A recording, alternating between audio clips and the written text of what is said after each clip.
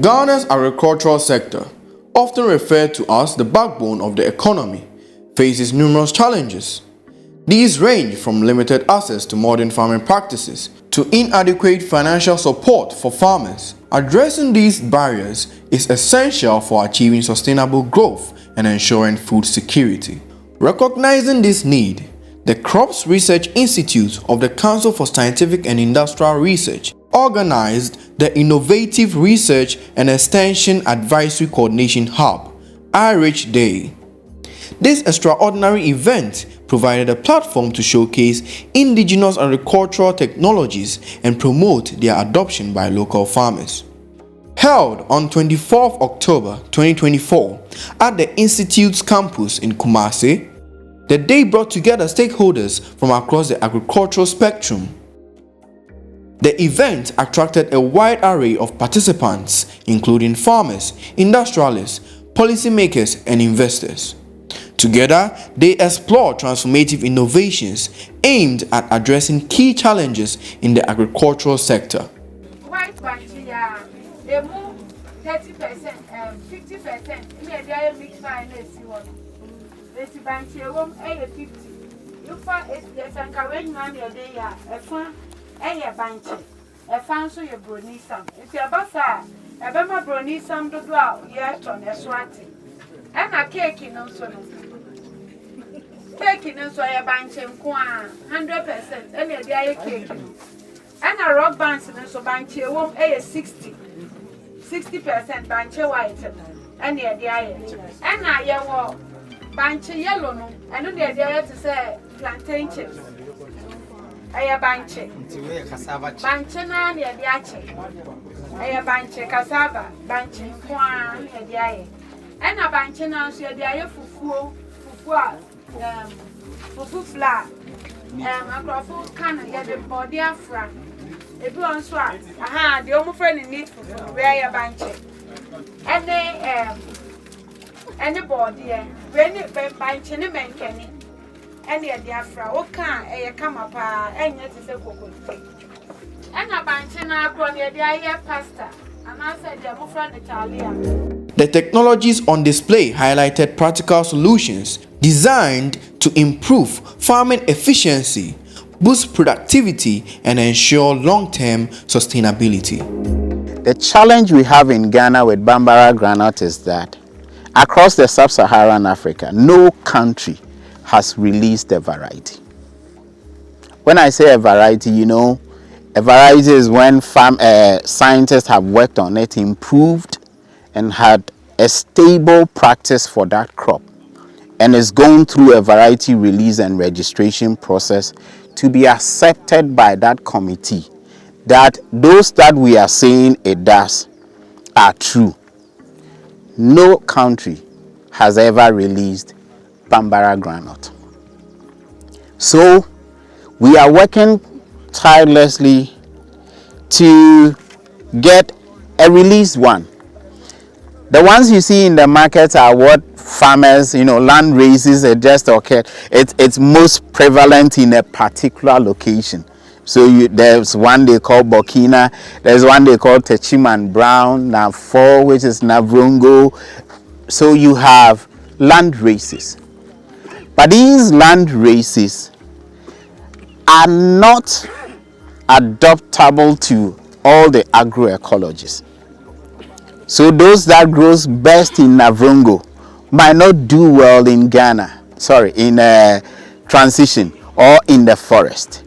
And so we are doing well to categorize them, improve upon them in terms of yield, in terms of morphology and everything, so that we are able to get appreciable yield for farmers and for processors.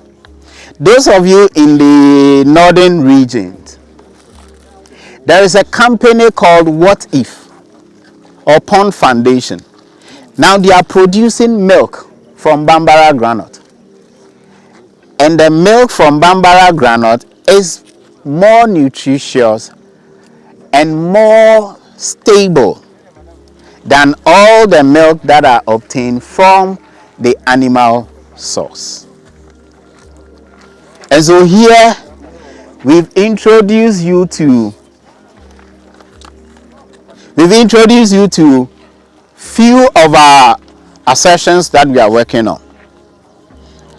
It is serving as a demonstration and then a breeding plot. So for breeding plot, you are not supposed to see a fine growth stage that you will see as a demonstration, because there are crosses going on. We are looking at morphology, we are looking at variations in terms of growth and yield. This one, because it has not been released, we are not permitted to name it and tell you how this is performing. But on the average, this is able to give us 3.5. But across the sub-region, you can get maximum 0.8 tons per hectare. So it means that this is 3.5.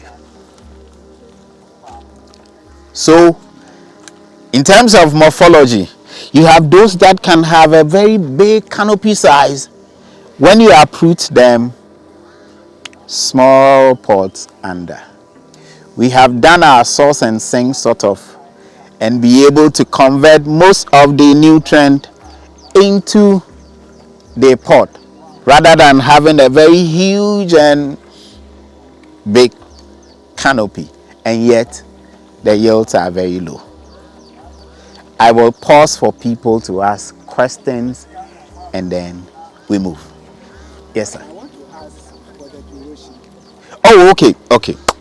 This one is a medium term. So medium, we are talking about between 95, 110. Yes. 3.5 months. Sure. So 95, 3.5 months, 110. But we have 4 different types here. There's another one here. So when you look at even the growth pattern, you realize that they are not the same. This has a very big canopy size. These ones don't have bigger canopy size. These ones, you might even disapprove this one because you think that is. But if I tell you how well it's doing, and then also farmers have preference for the kind of crop they grow. There's the skin color, the shell color. So mostly the cream ones cook faster. But you know, one attribute of Bambara granite that people don't like is the cooking time. It will take a long time. If you are not careful, you run out of your firewood or gas. So what we are doing also is to reduce the cookability, the cooking time, and improve upon it. So that is what we have also improved upon these ones you are seeing. The occasion was graced by Professor Mariam Dorcas Quain, Deputy Director General of the Council for Scientific and Industrial Research, CSIR. Greetings from the Director General. He would have loved to be part of this meeting today, but other activities kept him in Accra. And we are very excited to be here today to look at the third iREACH program, which is sponsored by USAID and MOFA, and it's a CORAF initiative. In her address, Professor Quain highlighted the pivotal role of research and innovation in modernizing agriculture. I am very, very happy that iREACH and FSRP and CORAF, they have helped us as CSIR, as crop research, to set up this system to benefit us all, and our sincere thanks go to them. So on this note, I wish you all a very fruitful day, that you have a lot of takeaways to take home, and it will be a life-changing moment. It will be a time that we will have what it takes for food sufficiency, economic empowerment, especially for our women and youth. Thank you very much. She reaffirmed CSIR's commitment to equipping farmers with the tools and knowledge they need to thrive in an ever-evolving agricultural landscape. I can say that I was part of this planting. I was part of the planting of these plantains. These plantains are coming from tissue culture. We've developed a technology. It's a technology that's existing, and we have deployed it here. This tissue culture. So from one plantain sucker, you can generate about 1,000 plant seedlings within a very short time. Within 6 months, your material will be ready in thousands that you plant on the field. When you see the plants, you think they will not grow. The people think they are flowers, but these are plants which will grow and you can harvest. And this is a technology which will save Ghana plantain and banana industry very much. In the sense that, you know, we funded plantain as a backyard crop, and planting material is critical.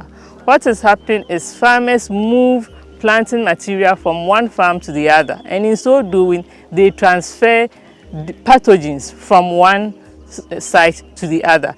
Plantain is critical in our cocoa industry. In our rubber industry, plantain is critical.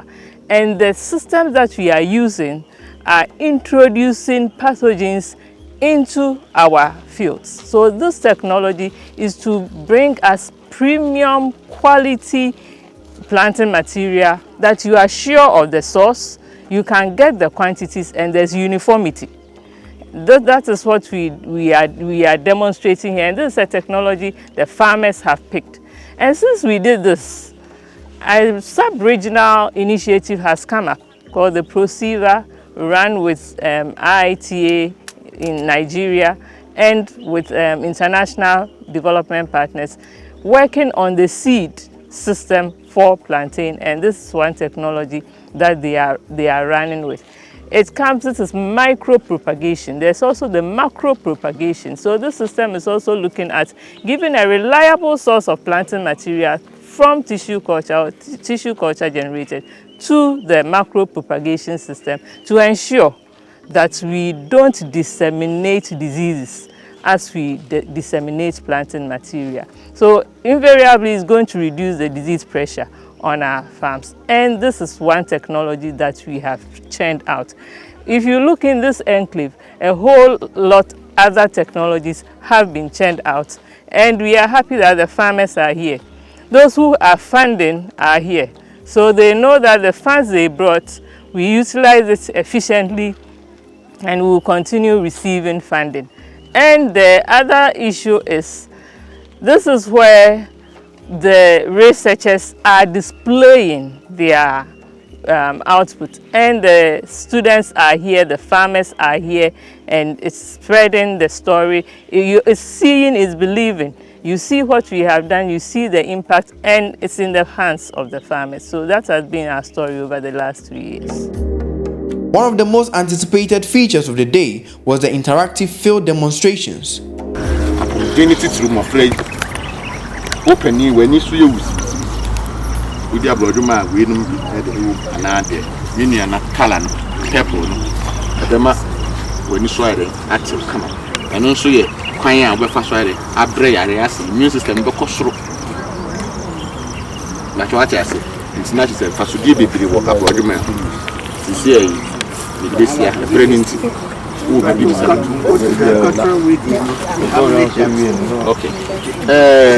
So what shall say? Would you Abruswa? How I shall say CSIR? It didn't see CSIR in 10 years, in Sugus, not but I would don't ye now my pine a banner sessions as in Sugus, Ness and Banner Bonner. I want them be behind it. I want to be chance, Sana. In the year Mupad. Okay, be out here. Busman 9, sorry. Now, 9 airport, Kusbe now, treating what you know. New rider, I shall say. Sabrin, so actually done why they go into what don't know. You prepare land here. Now, I guess one and one on you. One of the big boom come up. It's a baby, you know, my phone another. Just as soon as you see from a chassis on a toy, you and a banning in action. Chassis and my you go to As you see, as I see you, got to home. You run a brass. Now, our mom chef from the sugar, no more siding. I balance if you run about from that's our bonner. That is what condemn beer there. Between 4 to 8 weeks ago, you are sure that you will be able to not we need my use free emergency. So after over coffee, then can you spray the land? Fine. If you have that time, then it means you have to do advanced preparation. Oh yes. We are catching into new money debris. There's a mass because we are pre-emergency. Now, my neighbor time I'll do wins to every shimmer never fear. No, some say, opinion I may never, I can't. Oh, the wound question it them say, winning any months so that they can say, assassin, Dr. Hunter. Yet I'm in sure will be a friend who could the idea now, Dr. Hunter. Oh, Dr. Hunter, man. Now, I'm a ranash. Now, in Sugar Cry, Wabano. They are banished from the Nessa Wabao. Obuna de condemn better, crash you. Participants were immersed in live showcases of advanced agricultural tools and techniques, including precision planting equipment and improved breeding methods. Say, mobile way na, Niniano, any bro. Send by person who characteristics kakra, a far way in who and Sunsunia kakre woman. Ubeshan na ha when a smooth chain bro, a brodiani a rough. And a way soon na ha no, as a chain, a brodiano. And after we share between the nodes na we share way ebesi hana we say emunu wa kaka chain ye buro de na ye wono we no susu ne ye wo emu ahodo bebre we no eye eno a enye tintin bebre no susu a enye tietia susu kra ye wa tietia susu kra susu wo ho ayedi we no e de echi ni na ne say ye gidi say emframa bo a aye na bebre na bugu form. And this is an woo ye be I was a woo consider san your manina. Now, with me at the bus system, no. Into your my way now, your honey horse said a bear, and for money bar, a bit making a painting, name mum uncle boo and goofum. Now, the back way and say, ye day, a dear, so at the amano. The end say you're rotating. I feel way now bahasino. Next year, and a person way you call a chili hono.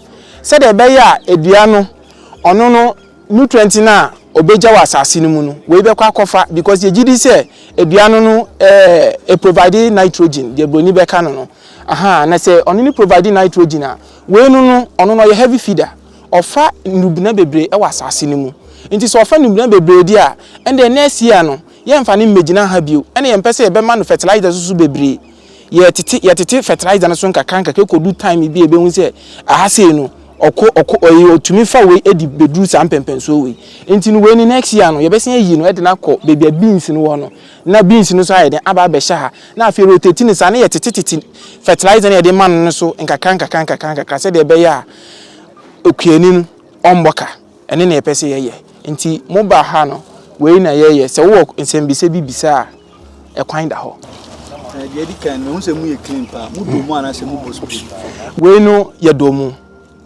ya mbo spray wom ye domu afi na ya sha ase ntine ya say ye use de ye anka say ye we ye fuom no ye enu bi wa ha nti we ye mfa ndubna bia ana se chemical bia mfa ma asase no. These demonstrations offered a clear vision of how innovation can revolutionize farming practices and drive growth. When you say a judgment mienu the stage say na ye really say cucumber. Bon, we go to me when we dem we to me when say cucumber sa. Bon, de papa. O ko bono ne no fa very common how muted dipa. Na every say so a we use as tomatoes. Any tomatoes difference be anim. O poto nyam stew nkwan bibia o to me e kama. And we so ankasa compared to tomatoes now. So and I will the protein content. I don't say tomatoes and protein, but when the protein content is high, saying tomatoes. To the age animal color or winning from. The varieties be brave our Ghana, our crop research hand, you know. Wow, peso do BBA, no to me about na we contact yɛn yɛbɛnya seed kakra ma na wa try different ɛyɛ kɛseɛ paa we ya harvest main we naba sɛ na tumi yɛ kɛseɛ ba naba nti we no deɛ vegetable otwa no fresh state as cucumber ɛbrɛ a we use as tomatoes sɛ yɛ ate aseɛ asɛ mesa bi wɔ hɔ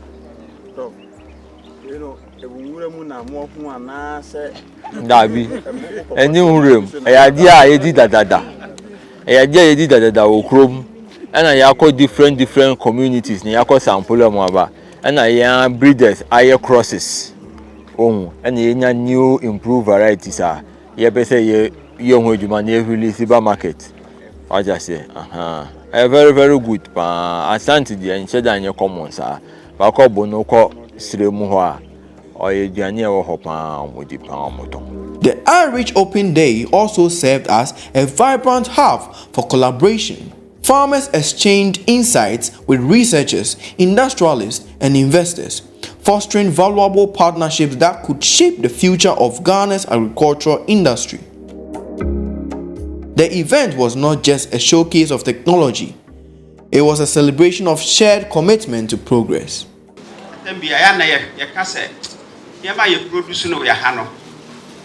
Ghana ha ne bo no wosoro iso ko nkrasia otimi se CSIR enti bia menko amete ya ya be sa dwenkwan de keka ho no udua eboa pa asa okọ nkrasia farmers na yanka be bo so a omo so ntimi nto because CSIR meka say no na se wo hwe ne ye to no market na ebro so obi dua be setene kesa ahwe a obeto buru more than 2000 ene wodi adua.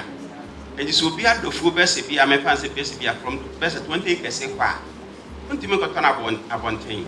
Send panel as a farmer or bad dying and a much more. Ghana hire free peasant farmers, subsistence, kitty.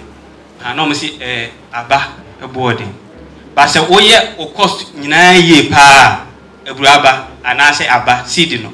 And no, not a shapa, what do you compare to fertilizer or better? And the Sanchi we know yet, and she share seed companies in crime.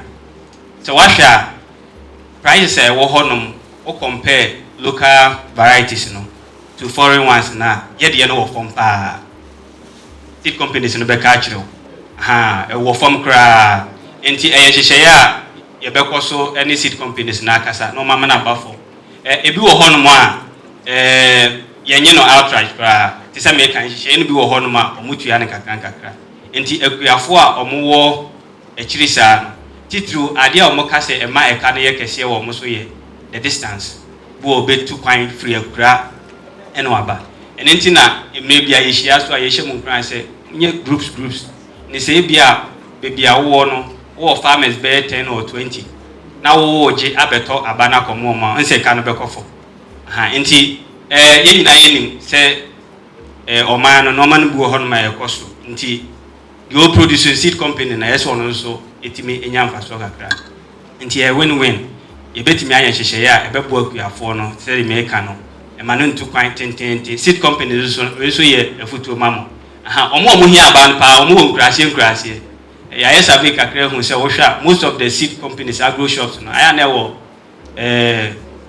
regional and district levels no nti eno ye nkrashe ayeso ye be mo omo so omo nko nkrase no no mo promote ebi wo ho no betimi use market days kra say market day na be ya ende akuani no anya hwe oba ni dwa so ho no watimi ato bia no so be na ba form but say wo compare price no pa dia enka ye nyina ye be ka no kra say ye de no e wo form me area no no a wo farmers ni bi e o ma say register as FVOs say ba say ya ebetimi aba abeto bi e o mo ho ana say ise ko seed growers no ho ne koto.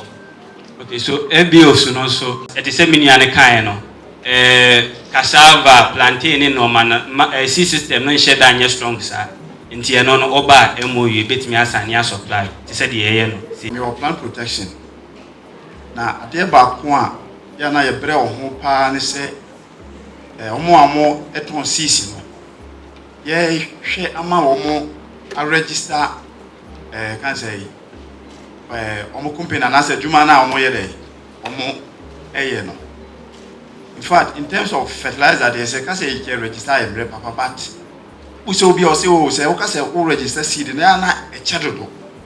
And the problem is, omo who say omo eton seed, and especially pana any lake near the no. And the farmers no be bring na at your say. What on say who did you ya? Let's say waba ne ba, who say did you any day? Inye ye.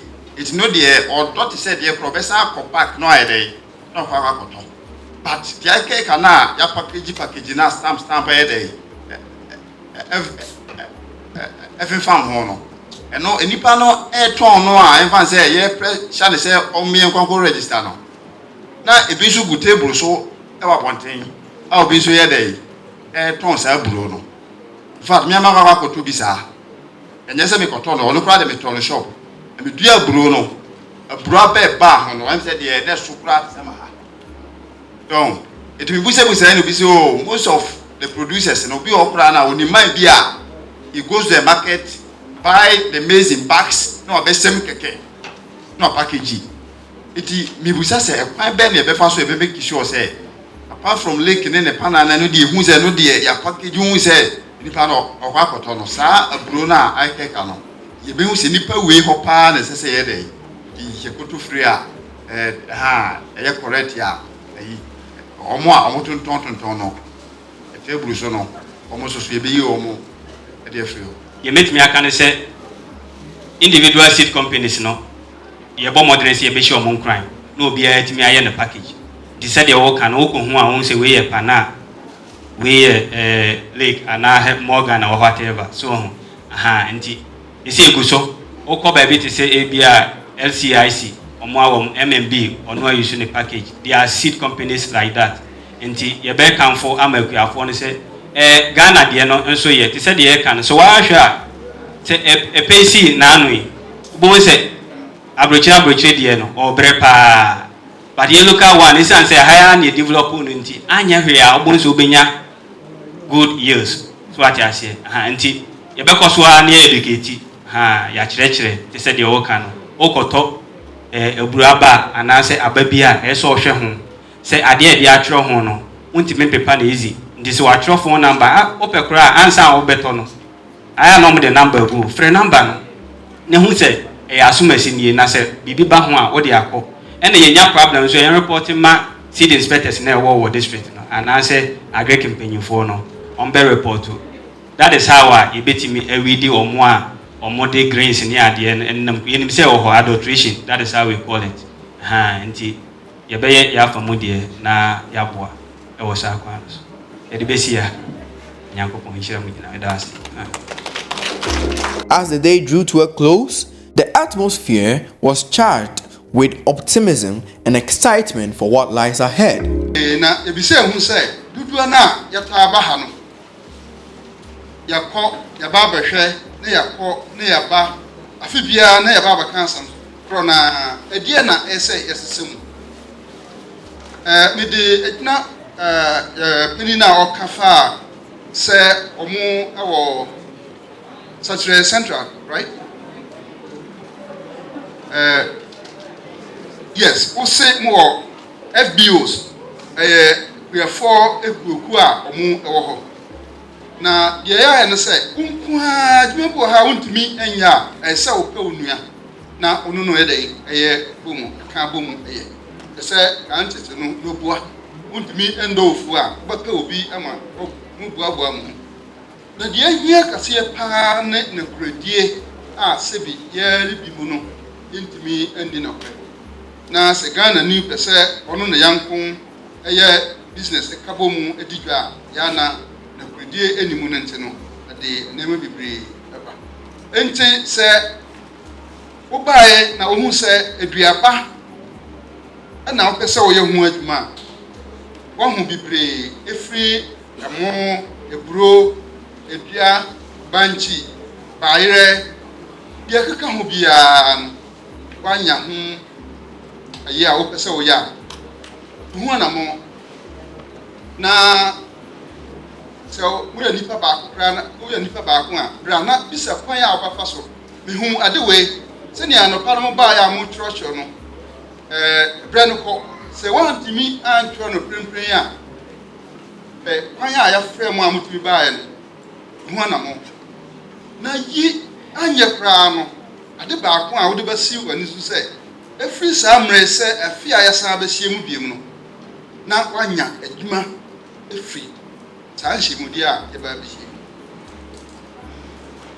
mu nti moka mo ho bɔ mu afa seed no hɔ na mehu sɛ haw ɛwɔ kakra sɛ ɛba aburo ɛmo ne adua deɛ aka no a yɛbɛka no sɛ the seed system no ahini ama haw bebree nhyɛ da nwɔ hɔ apart from sɛ ebi mu afa wɔne kwan so adane deɛ ɛnsɛ sɛ yɛde dua ade badwa so no ano deɛ yɛgu so a ɛne mpanimfoɔ ɛde ho nkɔmmɔ badeɛ ɛwɔ fam paa yɛ bayerɛ bankyi ne deɛ yɛka no sɛ vegetatively propagated materials no ahɔ ɛna sɛ bitro challenge sɛ wopɛ sɛ woyɛ business so ama wonya sika a momfa mo ni nso nyɛ dɛ ɛhwɛ hɔ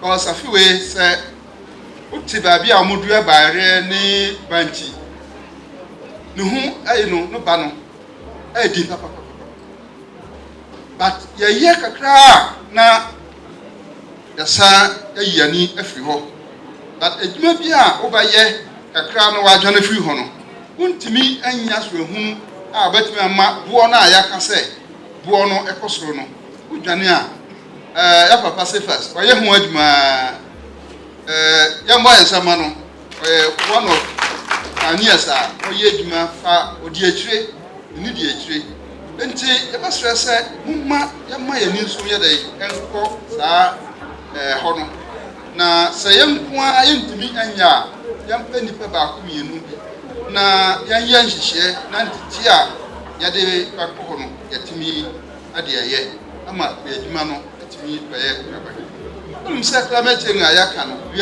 wiemu nsɛkyerɛeɛ a ɛwɔ ha na yɛn nyinaa yɛnim sɛ yɛkɔ yɛ no dodoɔ na yɛbɔ mpaeɛ sɛ nsuo bɛtɔ sɛ nsuo no ankɔ a na kɔyɛ deɛ ɔwɔ na ɛnyɛ sɛbia obi adwuma na mesae no na foreign season a yɛyɛ no nyinaa sɛ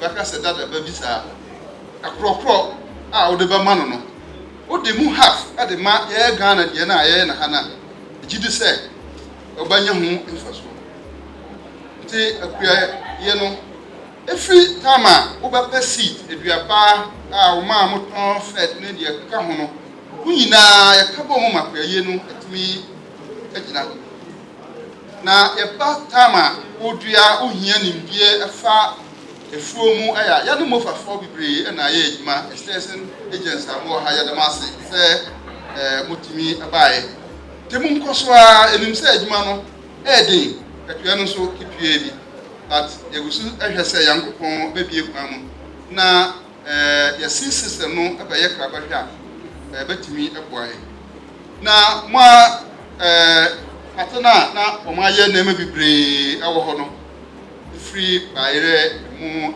adwuma deɛ wɔ hɔ biara munya muhui adwuma ni hɔ nti sɛ wotumi fa ɛno nko ara koraa sɛ bede bahyɛ aseɛ ɛyɛ adwuma ɛnsɛ ɛnyɛ nneɛma apɛɛ sɛ yɛpɛpɛ yi ka sɛ ka woyɛ koraa na wo ne supermarket foɔ no atentam krataa a wobɛtumi ayɛ no dodoɔ a wɔn hia ɛbɛtumi akɔ anim nti woyɛ bayerɛ wode bayerɛ ɛdanedane no no na wokɔ baabi a wobɛnya bayerɛ dɛn ɛtɔ bebree na bayerɛ ni no nso apɛ kwan a wobɛfa so yɛ dɛn ɛnya no ba no dodoɔ ɛyɛ bie nti wo a woyɛ business afa bayerɛ mpɔ ho adwuma no wo nso adwuma no yɛ dɛn bɛkɔ so na yɛ nyinaa ayɛ yɛto nsa frɛ bankfoɔ sɛ adwuma deɛ sɛ bank deɛ bi bɛbisa sɛ adan na bankfoɔ no ɛba yɛwɔ mu no sɛ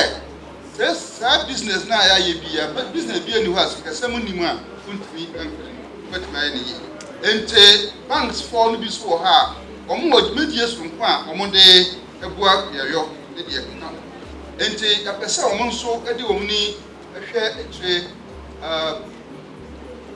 Prof Felix. Can you wave? Yes. Yambo ensamano. Yes, papa.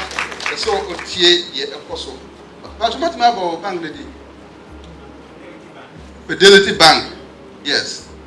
Yes. So be yen sa say me wie me ka say enimu a say Prof ama ye kwana nipa ba ku yenu mo esam kan bi fa de mu batima abua ma adwuma no timi akọ nanim a me gye di say ye bahwe na etire no atentam krata ye betimi ade aboa ye ho ente bi nsamre no matamasi bi say muni age say ya to ensan afre mu a matimi aba na matena se tamre etie efrie ya hwa wo mu edu bi ya fie akwa edim kakra nim se aduaba na yadua no ne no baye mfaso daache ama yeyina ne intrima yadamase ada ne kasamu no ama Prof na ejo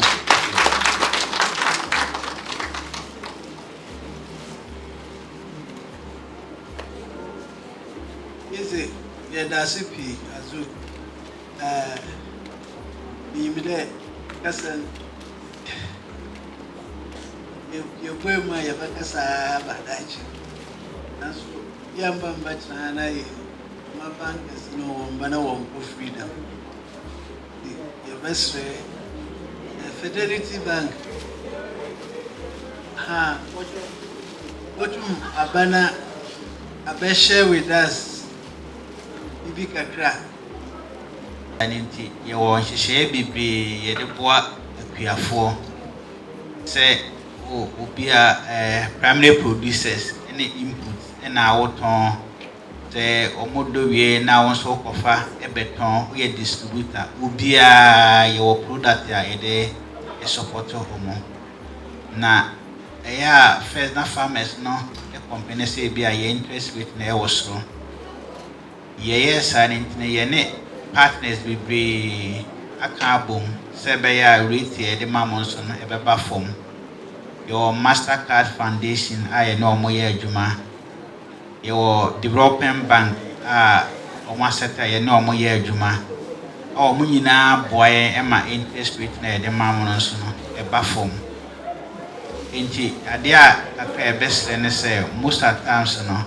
farmers ade ye hu ne say kakakra mo ahye omo production ase a na omo ba so omo hia mboa ebi odo abro omo se satam say na ese odo see certain na ese ode chemicals but otwen that month no ba ebi aye process na ache ni e best ne say sometimes ebi aka 3 months ama wash production na ase a ana aka 3 months ama wash bibi ko apeso ya na ase a na wa boy amane entem na eno so be ma ye mre kakra ama yetima bisa woni ma ahwe se adwuma na wo ye na ye adwuma wonimu ye adwuma a obetimi atua na yetimi de ama ama watima yusu entem na afi so aboa wo entem enti ni emeka atwa so ne se Fidelity Bank akuafo no ne wo ye bia na emeka ne se ye wo emwa ema enti e branch bia wokọ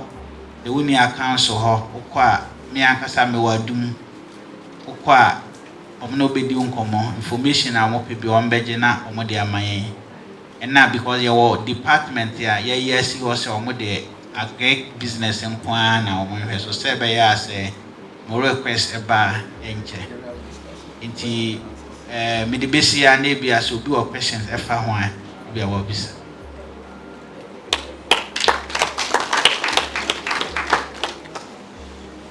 It's not enough. You catch up penny for the say, which will be. Catch your say.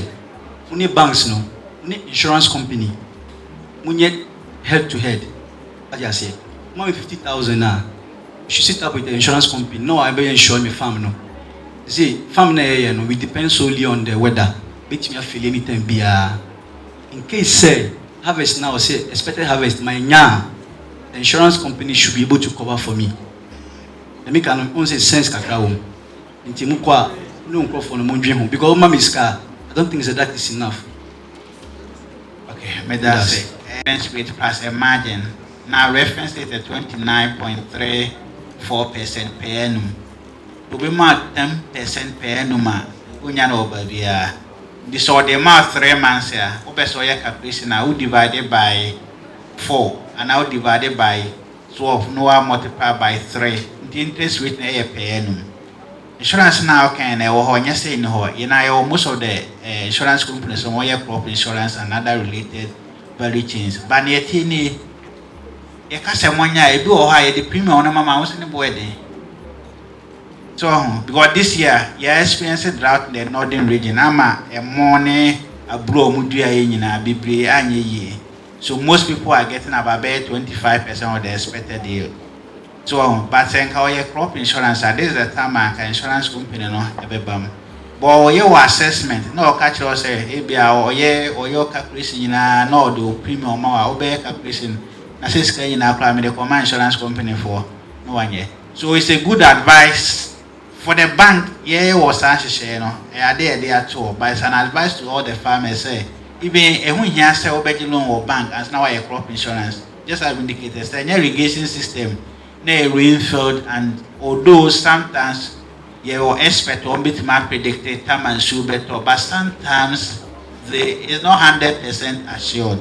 Into on our own, also a bit me I crop insurance so that it's son of CSIR being a year at least on be compensating.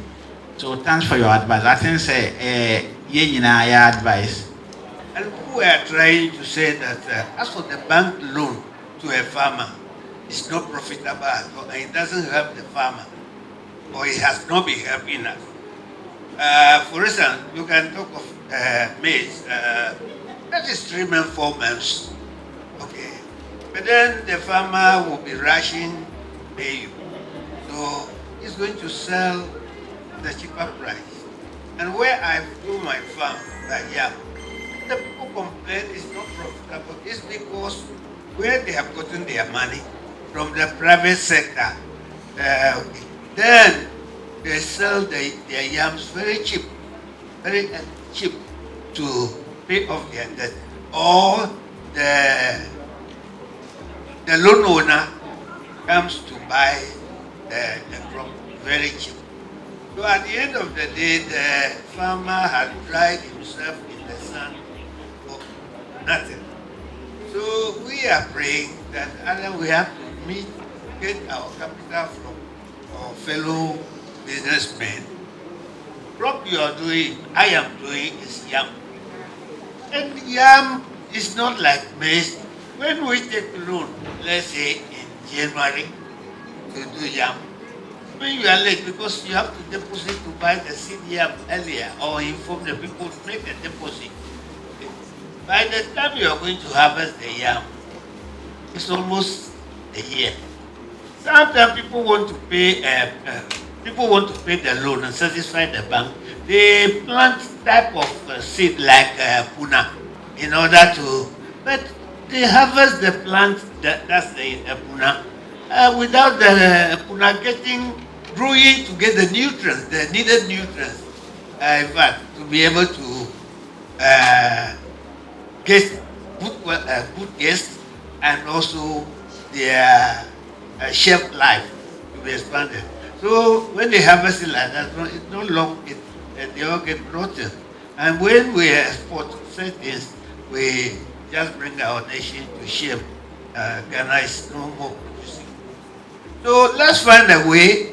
If you can extend your time of retrieving the money, if we take money from, let's say, 2 years, 18 months to 24 months, we do something. If I grow my seed yam, first one is not doing well, then I have seed yam to continue the next year, but you are retrieving your money from me. So the seed yam will be left in the bank. I won't go to cultivate in the second year or second season.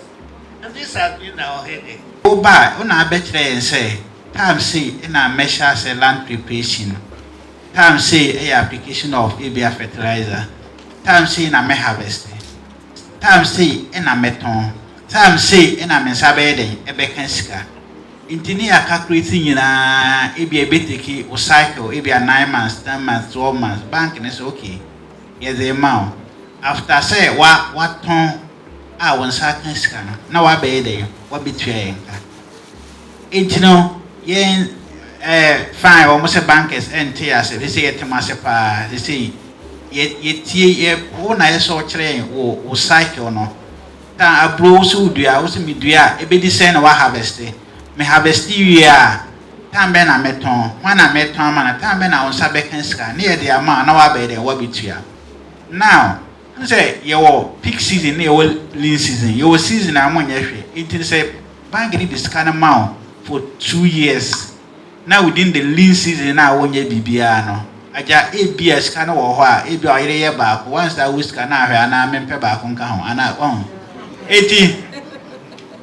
enje sha e be ne say fine betimi ama limit ebi 2 years by e be ne say time activity bia inni ho no first kana a what on first kana brain ye mfa to ho ma another season e sha se a so season e sha so me san hia na e de aide na e de amount so enye no credit say bank ne ma iska ye ne de temota ma ese oditua da bi wo na a kire ta ma ese wo de den oditua na iska na wo ho no so no utua e ho interest ini say da edru tama no activity bia inni ho na iska na e wo nchen a ade na ese wo ma iska wo nchen abra utua e ho interest pa bank ne sika mom edru tama o hia na wasan den na waje eti bank ne de say me sick hand ya say doctors how chire e be pay ho solution so I den amount you there questions since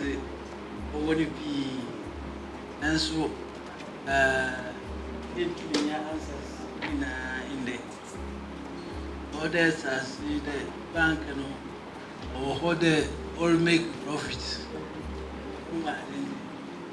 therefore the if you are a bank manager, and you name of watches,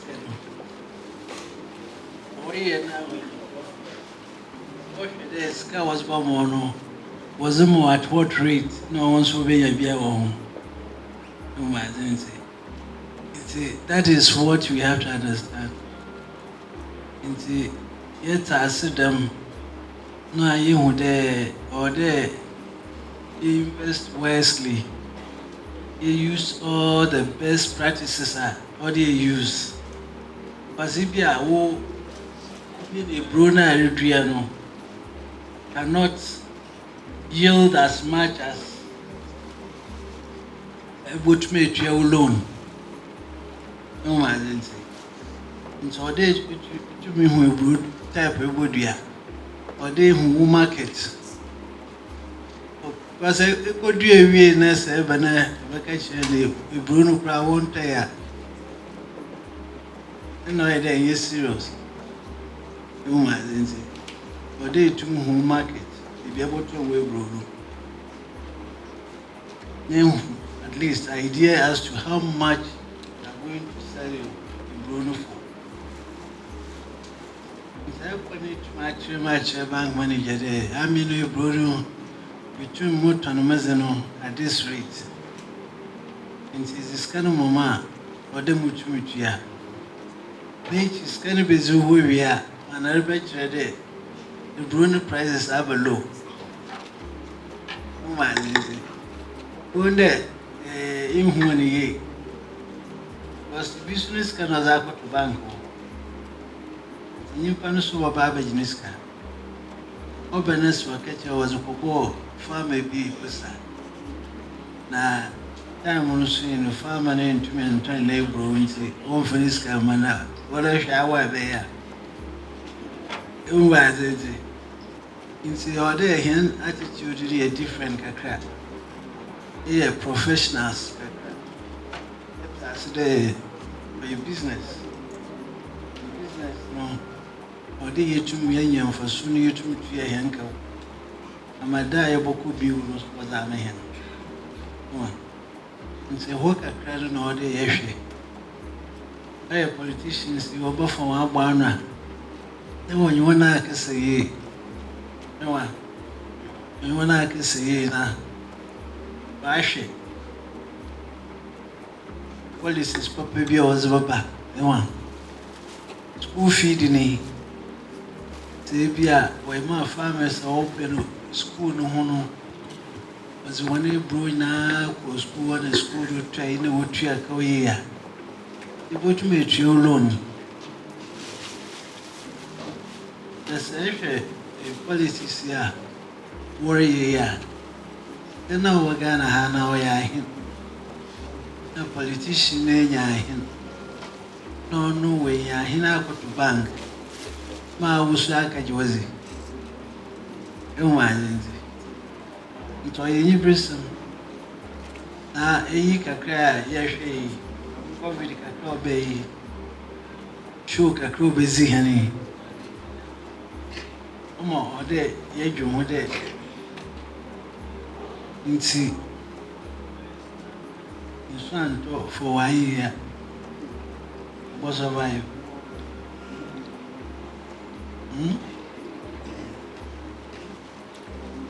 Just 1 year.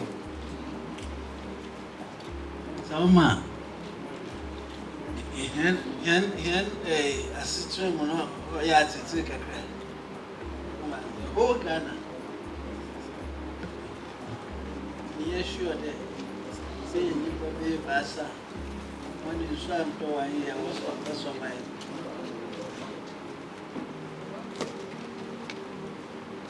the best way.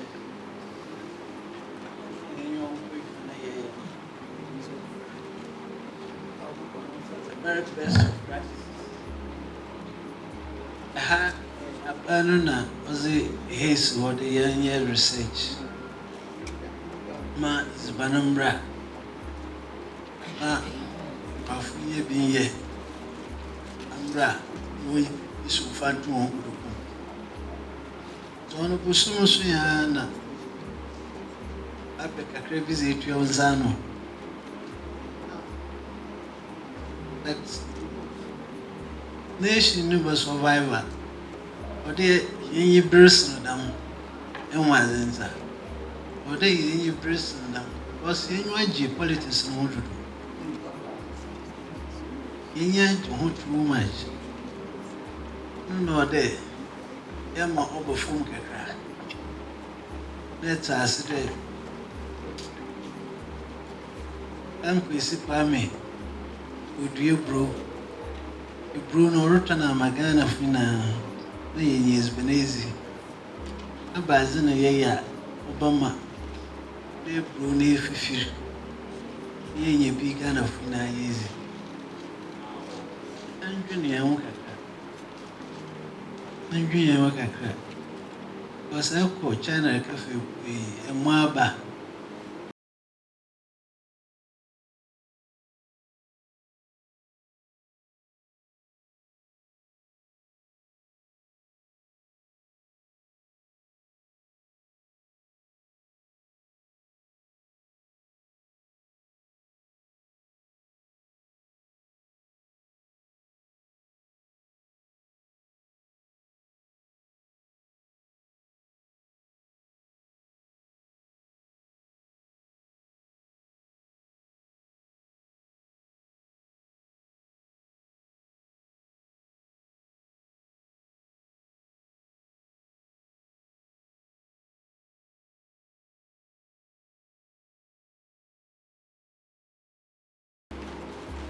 the floor is open. Bifredra yewewu na me de bebre sima be edumadie yi a etise ano asama meka afa Dr. Otu wadawroma me de fa so because unim de efefe wo ye kuafo wa unim afi wo ye simu yi ensu asam ayete amaye amaye bioma ye nyina ankoso Quain bia woti he bia o ye Quain bia no obeka na CRI ye sika sem wo afom emra bia etwam Dr. Otu uni Dr. Osei ne Dr. onye ne ba bi ko Ewrade nhira no mu ba hia wo ebe ti nkati ekuo mu fro mu ba moko mu fro mu ba bayire Barene nipa 150 na mu de adwumadie de ba ya mo kire e ma ne mmema o mu gya iguye by ti mu de mix na ye etu me fo se me mfanya meduma na da chibi no menya bibie afiri mu ampa se mimi bone aya na Nyankopon de betwia meka sisi ya megina howe me ton by rempo pepe so amadru no enhira na edi kan kamo ansa na ebia ye dey ebia ba me so enne me ko linda do last year me ko linda do e ko kire akuafo ni bi kwa ye fa so ye dua bayre kwa wo ba wu dua bayre a kwa be fa so a wo betu a wo benyampo me kire mu wie ye na e union for e na be invite me kire mu wie na e ma ne de adisrede etu menim so wo mo sreme e be ya ka me mra na me no wo mo nante kakra na wo mo so aye den ahiya wo mo ampani ampa afuwe ma no bayre we dra me calling na do e wo wusukro sofu bi na ma ya asase e na ndi gina so me no agricultural union for mpanyinfo no e ne e do bayre e no pe bayre 20,000 bramenchai o pe 10,000 bramenchai me de so pai wo mo na ni si ya we afuwe ya wonye to me se mo kase meto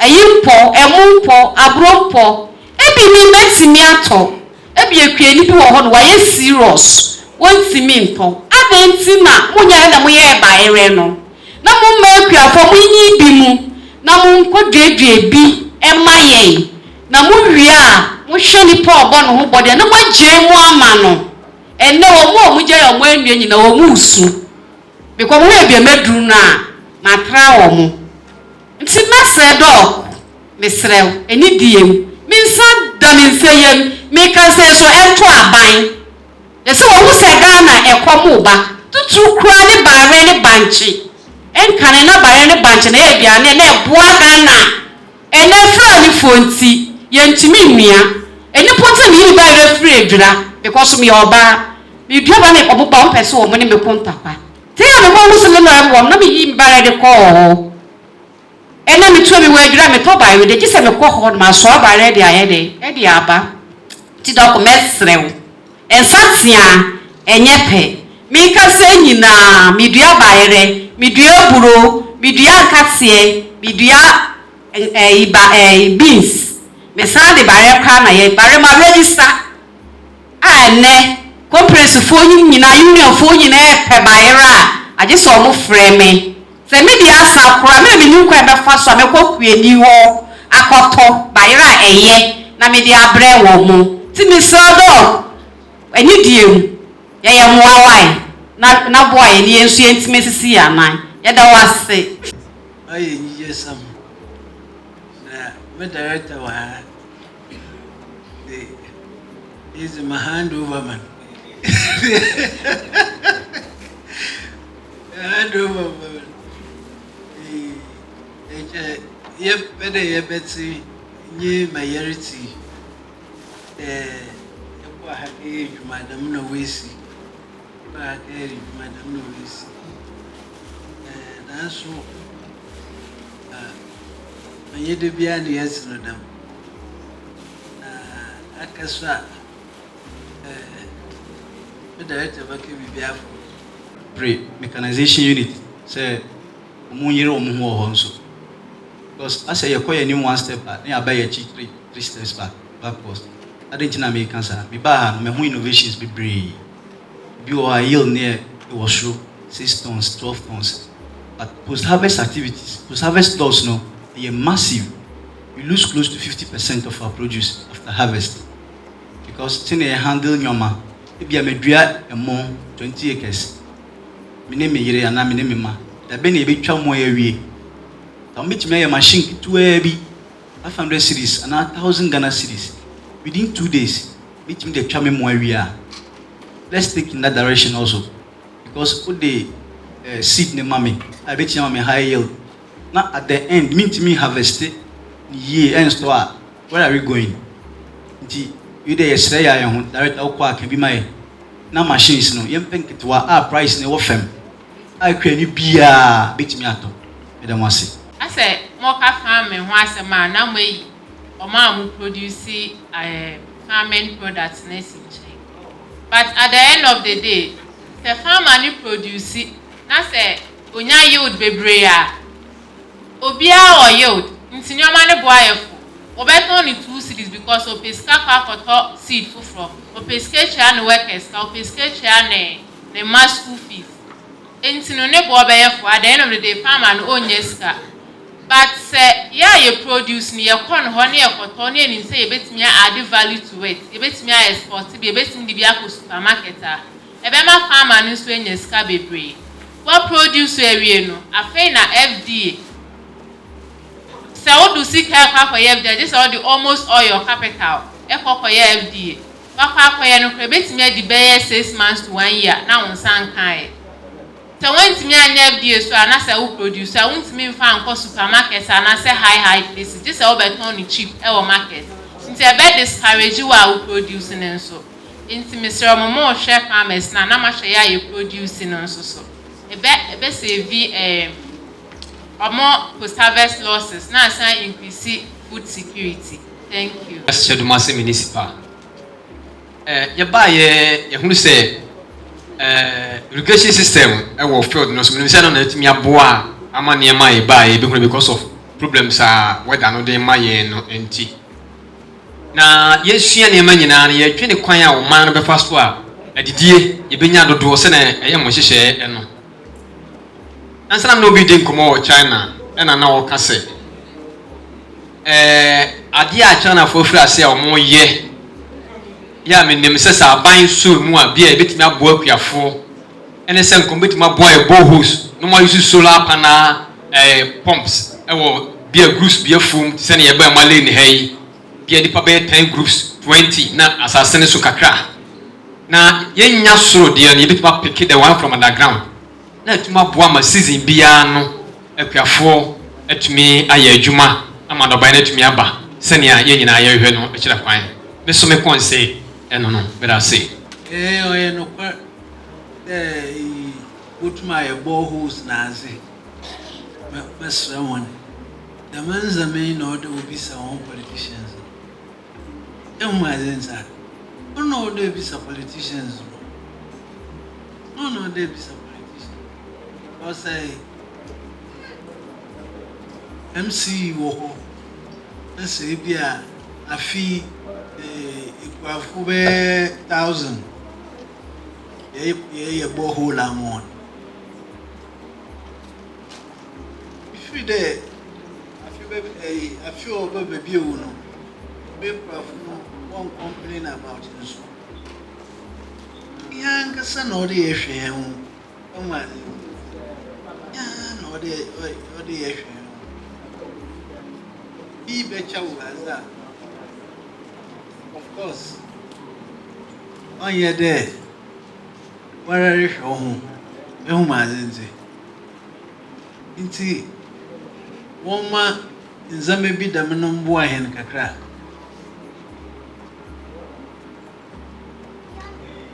Better.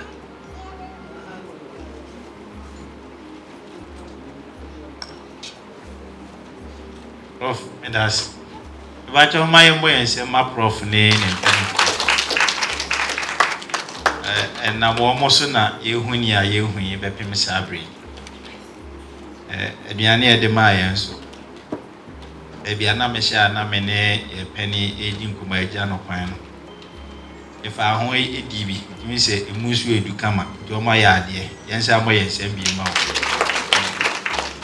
Na ya moye sema crop research enso so efiri mpanimfo e hye ase edi kan aka enuane no ban e wo ye mamu ha nyina abefo de no bu oha emu ba aduason efiri ensem na aba amode edua enti se wudidi da bia o 70% probability say crop research eduane na wudi na enema ya ba no so no ye ma no so ha o mi se ene na sse bisika ho ayeden na afei so na research na so ɛsɛ ɛyɛ den because ewiem nsakraeɛ na ɛsesa na ɛsesa nwemoa ɛsesa yareɛ mmaa nɔbae ne mmɔ nti woyɛ scientist na wotena ase na wodwene ho a na ɛsɛ ɛyɛ ama wohu baabi a wode fa nso yɛ den a yɛpɛn so deɛ aba no no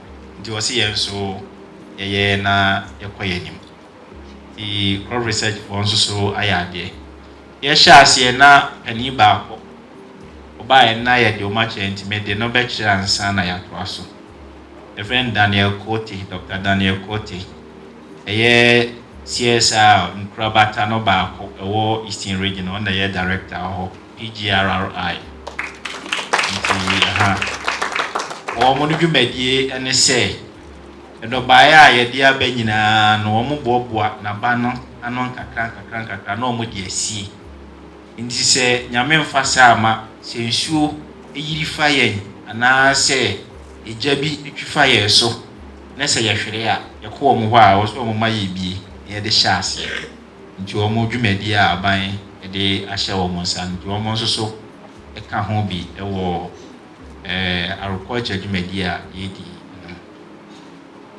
nti na yɛabobɔ ho bi a na madam ɛdeɛ na odi kan ba yɛda wase mpɛn pii na agrek mpanimfoɔ wɔ ha nso yɛdeɛ mɛka mpɛn pii no papa yɛ ne mpuntu ɛbɛkua yɛ mu no yɛ a na yɛaso ade ama agrekfoɔ nti yɛn nɔɔma a yɛayɛ koraa yɛhyɛ agrek mo nka CRI mo nka CSIR baabi a nti yɛsrɛ mo afei deɛ mo nhyɛ aseɛ ɛnyɛ asɛmpa ɔmo wɔ ha nso mɛka mo nhyɛ aseɛ nyɛ asɛmpa kyerɛ no CSIR foɔ crop research foɔ na yɛyɛ ɛna ɔmo de maa agrek mpanimfoɔ na ɔmo de baayɛ na yɛhu sɛ yɛn ma nso hu sɛ yɛn nso yɛtu kaa si yɛkɔ ba no yɛyɛ biribi ɛkɔyɛ agrek saa bi wɔ koraa ɔnhu ni a yɛyɛ yɛakatu yɛanyɛ koraa o nso so wokɔ a ɔmo sɛ yɛntim nka yɛnim ni a mo yɛ mo de ne nyinaa ma agrekfoɔ agrekfoɔ na aban anim wɔ mo yɛsrɛ mo wokɔ mo nhyɛ aseɛ na mo nka ɛno nso so ɛma yɛ nti yɛda wase wadansedie a wode ama yɛ anka yɛbɛnya a nka yɛmpɛ sɛ yɛbɛtena yɛabɔboa no anaa yɛaso yɛ hanko a kata biara na nka yɛgyina mo mfom ne mo mpɛsua so na nka mo dwumadie ne yɛne mo di ne yɛtie mo no mu asɛm wɔ ha ne akwansidie a ɛkɔ so wɔ mo kuayɛ mu na nka abɛɛfo kwan a yɛbɛsi de asi a no de bɛpagya mo kuayɛ no na nka yɛyɛ no saa nso yɛ dwumadie a yɛdi no sɛ obi amɛdom aban amɛdom yɛn anso yɛ asene a ɛnyɛ yie ntumi nyɛ na yɛn nsusu yɛ aka yɛ tirim ɛnɛ tiɛ yɛn nso yɛ bɔbɔ akubaatan bi a ɛsɛ wɔn sɛ ɛkyɛ ne ntaadeɛ ɛhyɛ yɛn kora wɔn sɛ yɛn yɛ logo ne bi na mu o yɛn wɔde ne sika baayɛ no ɛna ɛdɛm nti ɛno kyerɛ sɛ yɛnya bi saa a yɛkɔ a nkɔ na meka bɛsi so sɛ baabi a nka seesei kuayɛ aduru efiri broni kurom abɛduru abibiman mu ha no ne sɛ yɛmfiri ɛhyɛ aseɛ sɛ kuya farming ɛna ɛbɛduru agriculture a yɛde ɛsɛ kuya na agriculture kuya yɛ a yɛn nam abɛɛfo kwan so yɛ ɛna sɛ akɔduru agri business nti kuya ni biara nyɛ n'adwene sɛ ɔno nso yɛ business person nti no ɛnyɛ sɛ bi wote wo store no kɛseɛ anaa wokɔ Dubai ekɔ Japan akɔfa anaa China akɔfa na ɔma bɛnko ana yɛ businessman na mmom no mafom hɔ a megyina no me nɔba yɛ a medua ne nyinaa so na ne me business nti wɔ sɛ metoto me nɔma yie sɛ afe no nso anaa bosomi mmienu anaa mmiɛnsa nso a mentwa anaa mentu no mfasoɔ sei ɛna ɛwɔ sɛ menya mfasoɔ no saa anaa manya no saa adeɛ na ɛwɔ sɛ meyɛ a sɛ menya no saa ɛhe na ɛwɔ sɛ mekɔpɛ nimdeɛ a na afutu a ɛtumi de ayɛ no saa nti sɛ yɛde hyɛ aseɛ saa adeɛ a ɛneɛ na akuafoɔ bɛtɔ mmerɛ no ɛbɛyɛ te sɛ aburukyire nkurɔfoɔ ɛbɛba yɛn nan so tetɛ ɛsɛ bantama ne asafo abrɛsɛ nyinaa ɛsi koko farmers in the CC and ya crack for a bow tie. And so as a do baby na assistant. In I say young fat business aspect, no. Amen. And did you say you were tied to be a demand of agripreneur? So will be a business, so entrepreneur. They say so agripreneur.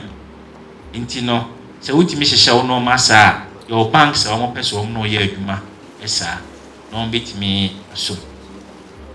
Yet also be a innovation platform as a Prof. Mubetche Mono. They said the innovation platform no more Shannon. And come one who's your best mobiare. Aba me di beduano. A coolum ubi and yati as one family. A wood drew an answer fertilizer, the begus on your dear, and also the best supply. We do say me to an army chair, your dear no befako, Ibiaso, nor the Missika mammy. Ya what you better than you need to say, dear, ye knew about charity, a kind. It is up with service losses no na a swati. Not that you know, Uncle Nina, Baba, mini Baba, or so. You say, Yache, Amaye, who be also enya in Faso. Intino say, Aya dianka, ye nyasa and Kabuno and a value chain actors Nina. Ope say a boamona yet CSIR innovation platform and incubation centers nibi emamwa. You beat me a boa near ye bisa amamo. Na moa mohomohono. Watch me a support moho. Actually, research was a breach farmers natural research for say. Ye pesemo ye variety we maye. No more do musika a bread scientists no set monye. Ye no more sign contract, more to me and ya, ye no more wasem. As you do Brunia Fessica na ma. Also, ope no, in your sika be intino. Na ye day at you. Ye quiet mouth could do baby. I was a queer for me come boom. In your getty, no money ye bet nasi. A catch they say ye be winny, one ye, my. Pantos yet, yes, sir. Inti now back be more me they can so a boho, no sooner than Bessie a junior home. Yet the galamsey I say ye swinging. Yat now I am the galamsey I say ye shoe in. He says here the niche the boho na. But the man come aboard, dear no. As I say, it now swing. I shall quite than temon and shoe. I want temon. Shooting a ma assassin gina. He say ye chin shoe no, then shoe no sa, and temono a begia cosiso, a jicosisua, and yat the mudanaba, yatan a bubu in our foundation no, a bentini in house of a yedding, a babu. It is ya manageable boho no so swat. He say yes, a yen shoe papa cars and that underground water. Or less yet the galamsey assess surface water nina. It is a year of pay irrigation near the any could see boreholes non so na ya managing year. Is your papa, you say, ye no more a bay ye.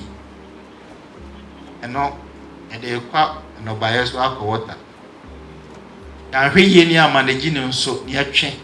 As I send so, what you could see no so, and also so, insurance so, and so. It is a cangalam see ourselves now. Am I enumerate? I am canny ye. You must a baby a drone. Edding. Ye I can say, bow or what, and also so, there will no soon so. Inti na Yamakain, the Bessia, say as and sebet, your home. Na ye ma mea, or better now, put be a no my. You say, oh, my bay are buying pa any day. Oh, dear. What baby cry no baby for Francis so no. Nti yasa suma no baby. Awoko. Na no dise mo di ja me no ne se. Idi kan me mamu ambo. Kina mo kina wiaso ne nanti esa ne adaje amonya nti mo yense ma ye ho e wa ni so. Na nia Mobile, mobile, ye be a emremem, and my intimate India bobo no baby, Ninky town baby. Inti a CSIR-CRI Research. Yam 2 year pum. Mr. Prof to name penny for any more ding come up every. Ope more contact more. Inti yem pija and comodiano in free her and call a free echna elcobia. Be a fact we are one dear. What's our crop researcher over Quasaba? And dear. In himself, when you say me pantry. Ghana hangina we are home, we may dear. We are happy. Also, we was a man. Mama ye na kwan bia e obetimi aboa mo bia ebeboa ne mom me de menya nka ekuafo enso support research nso ebeboa me enya mommoa ententem amam ti edam asese mo baaye enya mo a nka inim de Ghana yebeye nka kom ebeto sai isuento esiemu ni de ekoso nyina minim se yen a ye certain part of Ghana ha no nya ya ye nafi ebetimi aboa na ma hwe Ghana sa ban de bi beba kra na ye kakra bi ene beba nti yenom de enim ni amoye enimomwa onkoso uma ye nhwe emwa bi a ye pe afi ba bi a emma emre bi beba se ne na ye ntia china bi bebo beti ase mum ne wose ye nen momodi ya na enye na erade ebe hira ye nyina edamo ase bebe ye bodu ize ya mizi yangu ani okay na ya cho zo pokratim bezo won komo okodo ya nyiwonezim komo bibia robobo hen bia no kena ya yemu fifio ma oye yo kakra yede zamano dosu oya na banu ntumunso yes, you belong to any country. Ghana ya.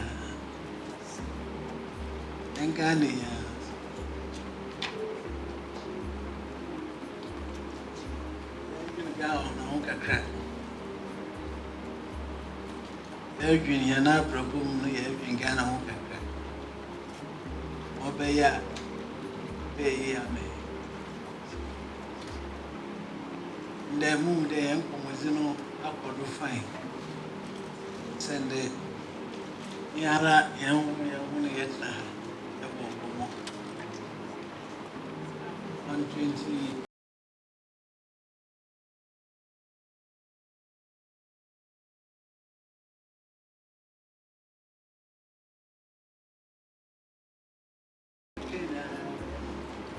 ni na abwano ebakani na abwano na yazama mpimfa obabano farmers awobe no manin sama wodo tutugwe no oni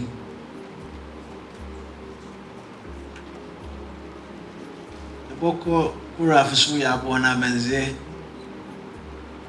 monso monzi do echi ti woke bia bobwa ya shendam nti dama director keno o na ya name na sekesima ya kwande wa mende de yitume bisia na ya bobwa ya honkomo director kade kwani na egbe yodem e wo contacts ni na dai bibi na hu de ibotuma abo wa ban twentwan wonando ya hwe mo si ya betuma abo on that note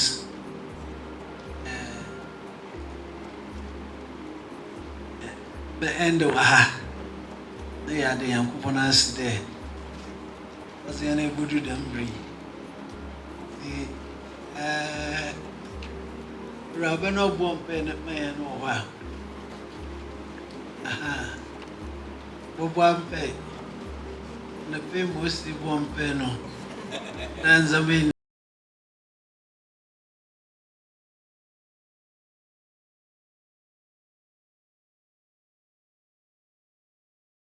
Careful be and send me from CCR Senka, my fan to when him say, most on Pamacho Senka, a Kubat and be one more.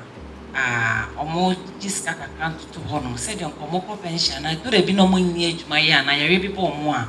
Or met me in a BB fruit, say BB or Senka, you could be a while or Modo Musica, a beboka crack a cabet to.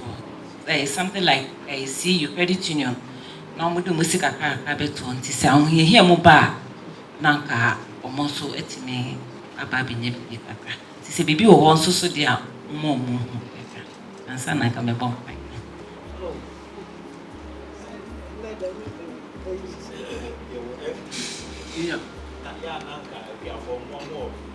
these organizations mo ye a mo join nti eno no na senka mo behwembe na mo aye ni yia ya welfare sem na me kwati ba bia na o maka sese wo de welfare sem ko ba mu a na ese lose ne essence no but bibi sei aba na mo hwene se behia mo betimi adwene ho ana innovation platform ya ye kan so no hwena se mo betimi de welfare sem ni bi abamu a betimi aye agree penifo minim sa ya ade e wo national association bi anka farmers bit me a contribute to business knitting so because I'm gidi say bibisa na omo ka efa omo pension e ho no nti ye bedwene ho say ye ne agri company fo ni hia ye de betu omo anim na ya hwe na mi se ni nyina betwa akosi say akuafo no kura wo mo ho ti e benya nka bom benya mo data enom ni ade nti eno ne ade a me fin se ehia farmer based organizations no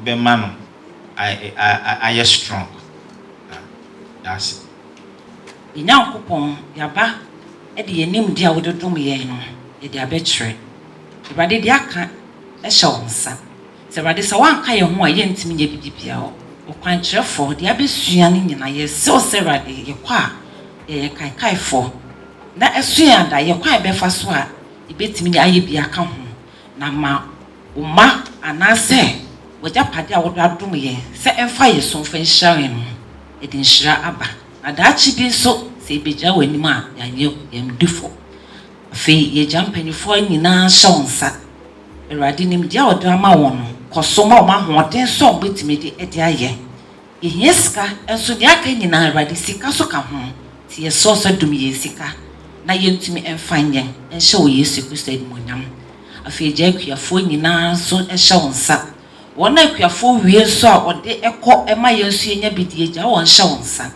ihye se rade be ma yenimdie na erade yetumi ede aye adwuma no ama aso ama nyina no yeda wase yakui erade yemfi wona ase yeso se ka ye ho de enim kan fa yekodu asumdwe mu na se yekodu yemfiefi a erade yemfa wase da endi yeda wase sawa yensa ma ye o Yesu Kristo de amen.